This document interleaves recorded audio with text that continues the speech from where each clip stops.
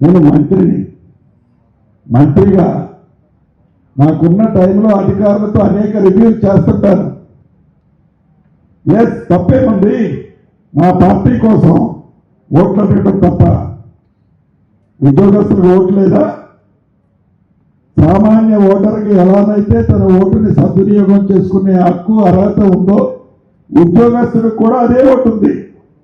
ముఖ్యమంత్రి గారికి అదే ఓటు ఉంటుంది, ప్రధానమంత్రి గారికి అదే ఓటు ఉంటుంది. What is wrong? అంటే చట్టం తెలిసి మాట్లాడుతున్నావా, తెలియక మాట్లాడుతున్నావా, అసలు నీకు అవగాహన లోపంతో మాట్లాడుతున్నావా? నువ్వు ఏం కంప్లైంట్ చేయాలనుకుంటున్నావు? నువ్వు కాదు, నీ నాయకుడికున్న సంస్కృతే నీకుంది. సో ఈ వేదిక ద్వారా వారిని ఒకటే ప్రశ్నిస్తున్నాను. ఏవైతే ఫోన్ ట్యాపింగ్ జరిగింది అని పదే సుప్రీంకోర్టు జడ్జిల దగ్గర నుంచి, ఆనరబుల్ హైకోర్టు జడ్జిల దగ్గర నుంచి, సామాన్య కుటుంబ సభ్యుల దగ్గర నుంచి, చివరికి భార్యాభర్తల దగ్గర నుంచి తన సొంత కూతురు పోనో తన సొంత అల్లుడు పోనో ట్యాప్ చేశామని కేంద్ర ప్రభుత్వంలోని మంత్రులు, రాష్ట్రంలోని అనేక మంది ప్రముఖులు ఆనాడు గగ్గోలు పెట్టింది నిజము ఎంతైతే ఉందో, ఆ ఫోన్ ట్యాపింగ్ సంబంధించిన ఎక్విప్మెంట్లు ఇంకా వీరి దగ్గర ఉన్నట్లు నాకు అనిపిస్తుంది. ఏదైతే నేను కాన్ఫరెన్స్ లో నేను తీసుకున్న కాల్ని నేను ఏం మాట్లాడానో అని మీరు అడుగుతున్నారో, వీరి దగ్గర ఫోన్ ట్యాపింగ్ చేసి ఉండకపోతే ఇప్పుడు కూడా చేస్తున్నారు. దీన్ని బట్టి ప్రభుత్వం సీరియస్ గా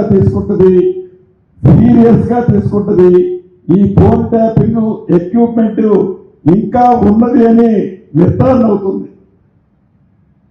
కాబట్టి తప్పకుండా ఈ ఫోన్ ట్యాపింగ్ సంబంధించిన దాంట్లో వీరి పాత్ర ఏముందో కూడా ఈ ప్రభుత్వం ఓపెన్ చేస్తుంది. ఇంకా ఎన్ని ఎక్విప్మెంట్లు ఏ మామిడి తోటలలో, ఏ ఫామ్ హౌసెస్ లో, ఎవరు ఇంట్లో ఉండి ఇంకా దొంగతనంగా ఈ ఫోన్ ట్యాపింగ్ లో ఎంతమంది వింటున్నారో ఈ ప్రభుత్వం ఎంక్వైరీ చేసి వారిని కూడా చట్టరీత్యా తగు చర్యలు వారి మీద కూడా తీసుకోవడం జరుగుతుంది. సార్, మీ ప్రత్యర్థులు మిమ్మల్ని రాజకీయంగా విమర్శించాలి లేకుంటే ఎదుర్కోవాలి అనుకున్నప్పుడల్లా మిమ్మల్ని సీఎం రేస్ లో పంపిస్తూ ఉంటారు. ఏంటి అసలు మీ సీక్రెట్ ఏంటి? నిజంగానే రేవంత్ రెడ్డి గారికి మీతోటి ఏమన్నా ఇబ్బందికరం ఉందా? సో ఎవరి అభిమానం వారిది. నేను సీఎం రేస్ లో లేను అని అనేక పర్యాయాలు చెప్పాను. నేను కాంగ్రెస్ లో ఒక సామాన్య కార్యకర్తను. అప్పుడు అదే, ఇప్పుడు ఇది.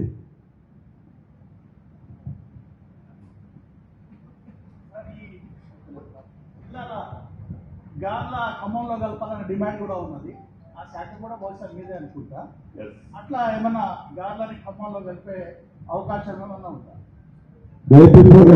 గౌరవ ముఖ్యమంత్రి గారు భూపాలపల్లి వేదిక మీద చెప్పారు, రాష్ట్రంలో కొత్త జిల్లాలు చేసేది కానీ, ఉన్న జిల్లాలు మార్చేది కానీ లేదు, తగ్గించేది కానీ లేదు అని స్పష్టంగా చెప్పారు. నెంబర్ 1.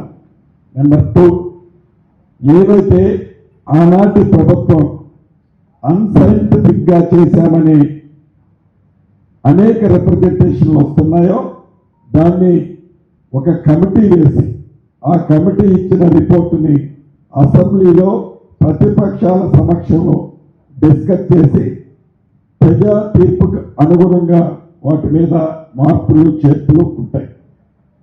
మీ ద్వారా, మీడియా మిత్రుల ద్వారా ఆ చర్చకైనా ఏదైతే స్పెసిఫిక్ గా సైంటిఫిక్ గా చేసే ఈ జిల్లాల రిపోర్టు వచ్చినప్పుడు ఆ చర్చకైనా అసెంబ్లీకి ప్రధాన ప్రతిపక్షులని చెప్పుకునే నాయకుడు, ఆనాడు జిల్లాలు చేసిన నాయకుడు అసెంబ్లీకి ఆ రోజైనా వస్తుందేమని రావాలని ఈ వేదిక ద్వారా వారిని కోరుతున్నారు.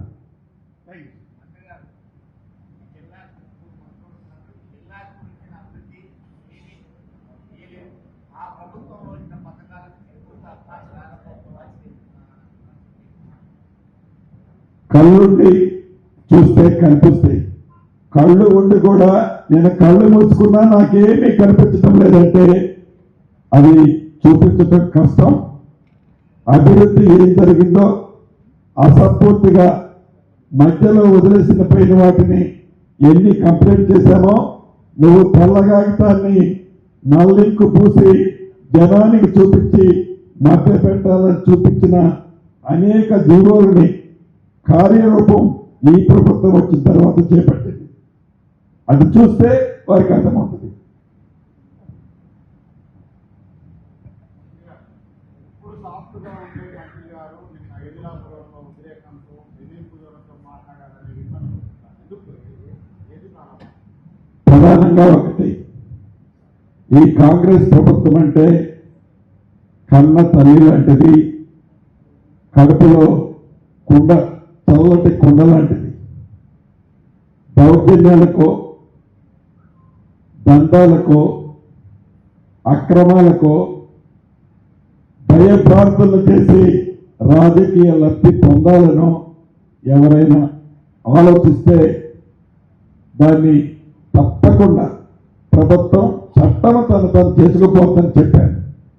ఇప్పుడు అదే చెప్తున్నాను.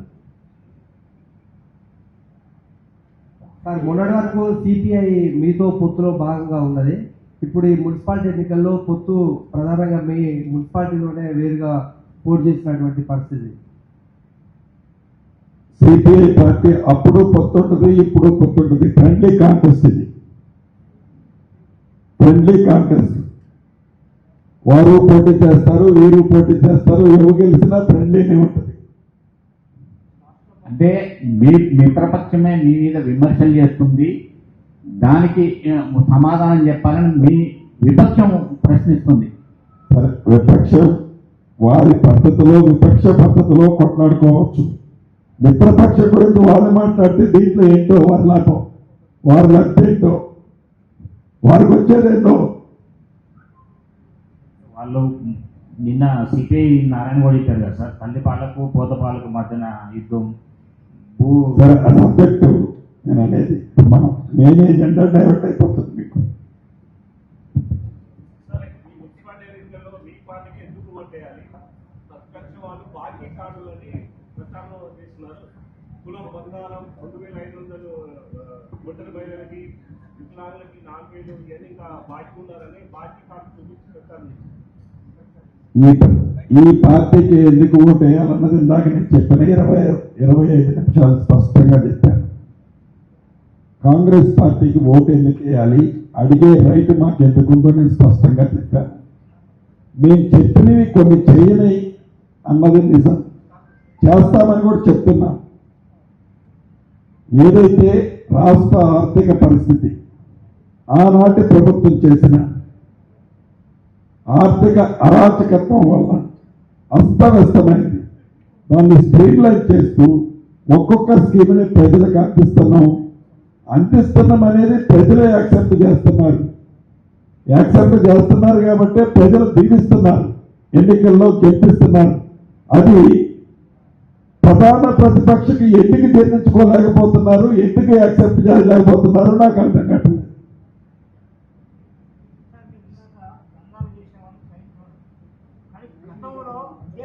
చేసిన వాళ్ళు బీఆర్ఎస్ హయాంలో కబ్జాలు పాల్పడుతూ అధికారులు దుర్వినియోగం చేశారు, వ్యవహారం చేశారు, కోర్టు చేశారు.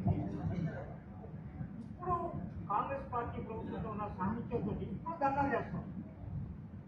అన్న, కాంగ్రెస్ పార్టీలో ఉన్న ఏ రాజకీయ పార్టీలో ఉన్నా ఈ చందాలు, దందాలు, దౌర్జన్యాలు, కబ్జాలు అన్నది ఈ ప్రభుత్వం ఉపేక్షించదు, యాక్సెప్ట్ చేయదు. ఒకరోజు వెనక ముందు తప్పు ఎవరు చేసినా వాళ్ళు శిక్షకు అర్హులు. తప్పకుండా చట్టం తన పని దాన్ని రైట్ టైంలో చేసుకుంటూ పోతుందన్న. సార్ నమస్తే, నేను నాగేంద్ర అండి, వెయిటింగ్ లిస్ట్ నుంచి మాట్లాడుతున్నాను. మీరు వైఎస్ఆర్సీపీలో కీలకంగా ఉన్నప్పుడు ఉమ్మడి జిల్లా మొత్తం తిరిగారు, బీఆర్ఎస్లో కూడా జిల్లా మొత్తం తిరిగి ప్రచారం చేశారు. ప్రతి మూలమూలన సీనాన్ అంటే ఒక బ్రాండ్ ఉంది. ఇప్పుడు కాంగ్రెస్ పార్టీలో ఒక కీలక మంత్రిగా ఒక సుడిగాలి పర్యటన చేశారు. ప్రజలను చూస్తే వాళ్ళ పనులు చూస్తే నిజమనిపిస్తా ఉంది వేరియేషన్. తప్పకుండా కాంగ్రెస్ పార్టీ అంటే ఈ రాష్ట్ర ప్రజలు కన్నతల్లిలా చూస్తారు. చాలా స్పష్టంగా నాకు అందుకే చెప్పాను, నేను అంత కాన్ఫిడెంట్గా ఎందుకు చెప్పగలిగానంటే ఈ మున్సిపల్ కార్పొరేషన్ ఎన్నికలు ఏదైతే పట్టణాల్లో జరిగామో ప్రధాన ప్రతిపక్షం ఎప్పుడు ఏం చెప్తుందంటే వాళ్ళ గ్రామీణ ప్రాంతాల్లో ఉంది, పట్టణ ప్రాంతాల్లో లేదు అన్నది వాళ్ళ ఏజెండా, వాళ్ళ స్లోగన్. పట్టణ ప్రాంతాల్లో కూడా ప్రజలు దీవిస్తున్నారు. గ్రామీణ ప్రాంతంలో ఎలా అయితే దీవించారో, ఎలా అయితే ఫలితాలు వచ్చాయో, పట్టణ ప్రాంతాల్లో ఫలితాలు వచ్చిన తర్వాత ఒకళ్ళు అమెరికాకి పోతారు, ఇంకొకళ్ళు ఇంకొక దగ్గర పోతారు. ఒకళ్ళు అమెరికాకి పోతారు, ఇంకొకళ్ళు ఇంకో దగ్గర పోతారు. అదే వాళ్ళ ఆక్రోశం. అందుకే ఆ నోరు పారేసుకునేది, ఆ బరస్ట్ అయ్యేది, ఆ అసభ్య పదజాలం.